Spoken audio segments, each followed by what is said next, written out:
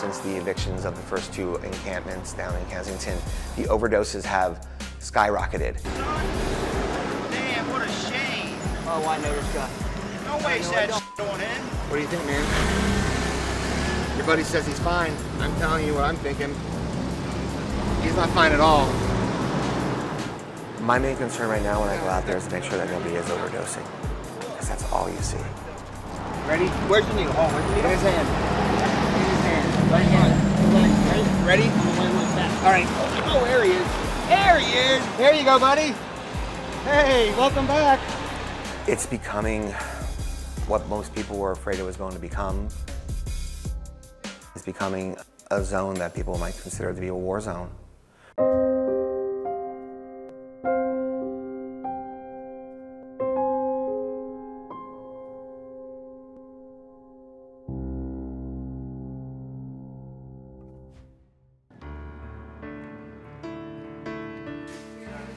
The community here in Philadelphia rallied behind the mission of Philly Unknown. Now there's an advisory committee with the nonprofit. Can we do some separate female bags with some female products? They have now taken on certain roles within the nonprofit, that now there's an event coordinator, now there's an inventory supply person. They show up and they prepare compassion bags. What we try to do is take whatever supplies we have, get them out on the streets, so the outreach is never ending. Since the evictions have taken place in Kensington, the atmosphere has become a lot more tense. There are more and more overdoses. There are more and more people. There are more and more hostilities. It's become a more violent area. I'm seeing younger, when I say younger, you know, 24, 23, 20, 19 years of age. There's some that I probably think are younger, but they won't say it. Do you have any in Narcan? No? Educating those out there in addiction about harm reduction, where they can go to get help, explaining the concept of Narcan and traveling in pairs, explaining the concept of getting off the streets. It's become a very daunting task. But when you see a group like my team, you see a group of people who are fighters, and they're out there and they're fighting a battle that needs to be won.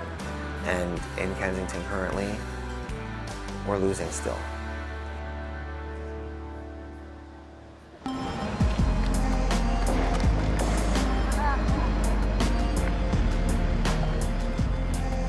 How's it been going, Cal?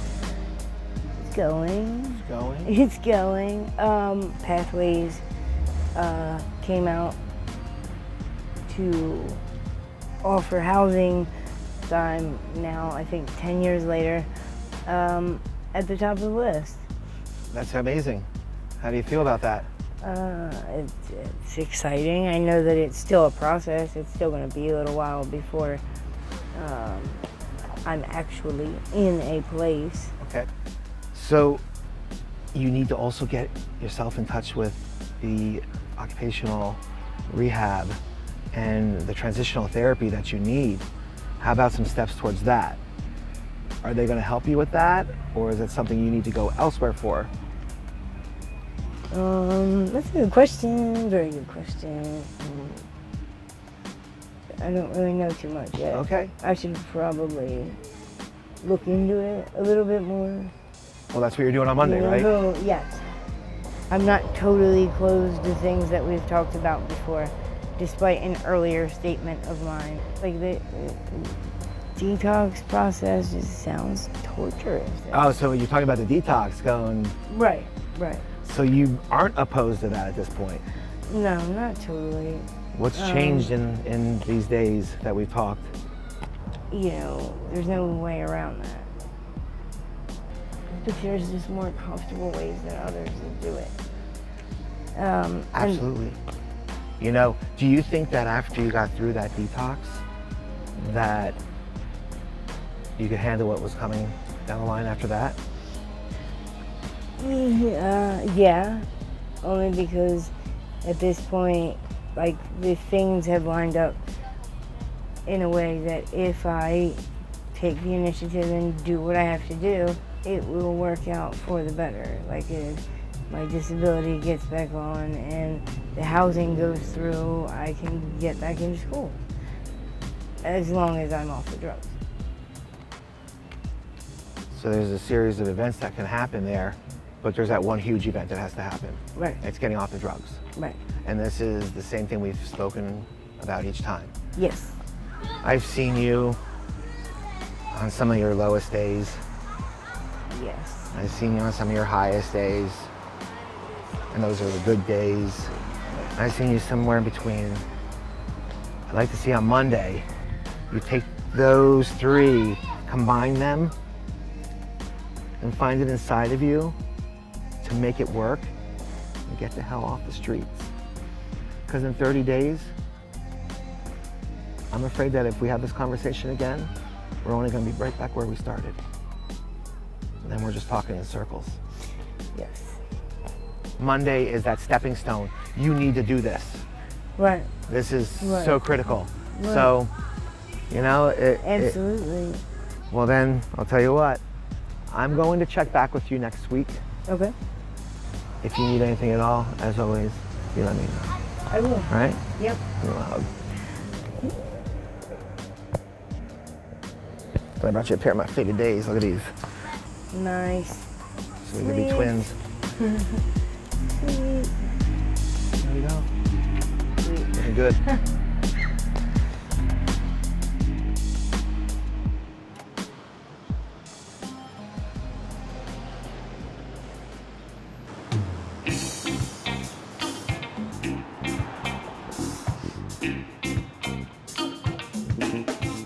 Today is 90 days of sobriety. I feel good. I'm setting up to do some major things. I got a sponsor. I got a home group. I go to meetings regularly. I do what's asked for me at the program.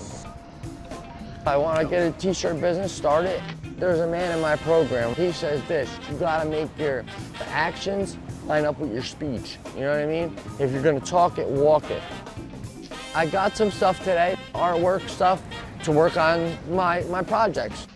Coloring and drawing helps me deal with issues. I got some food, you know, because you need food, right? And then I grabbed a book to help me excel in yoga, because that's a big part of my story. That's my spiritual belief.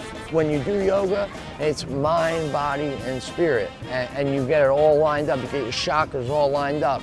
And your body feels good and you're fit. And you know, you go through the day calm. I've been working on my health. I got my teeth today. In the chair? Yeah. My teeth stems from like drug use and, you know, not taking care of them and everything else. And little by little, they were breaking. This is awesome. I'm so excited right now. This is great.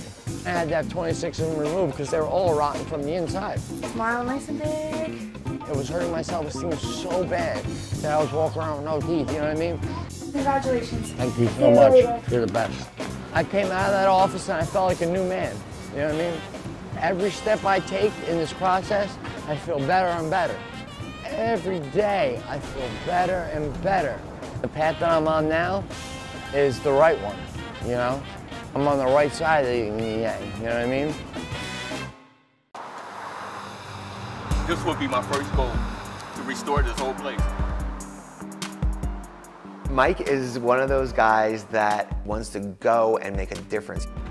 He has spent the last 10 years of his life in recovery, basically. And he is clean, he is sober. He wants to help and lead others and believes that this is his calling, that this is his mission. Mike's a warrior. So you've seen Kensington change over the last 9.5 years. Yes, I have. Some great changes. And it grew from a culture of the cocaine into the opiates, where it just took over the streets and the neighborhoods. Definitely. Can I share something with you that I haven't told anybody? Please. I noticed a trend that on every corner, people are standing on them selling pills, opiates, outright. And nobody's noticed this. You know what I mean? There's no police presence to disband it or discourage it. Who's trying to get a handle on the opiate crisis? I don't think anyone is.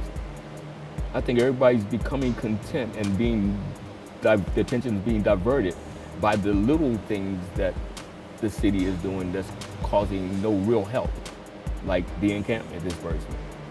I happened to be going to the store one day. There was these young kids sitting out there, had to be about 9 or 10 years old,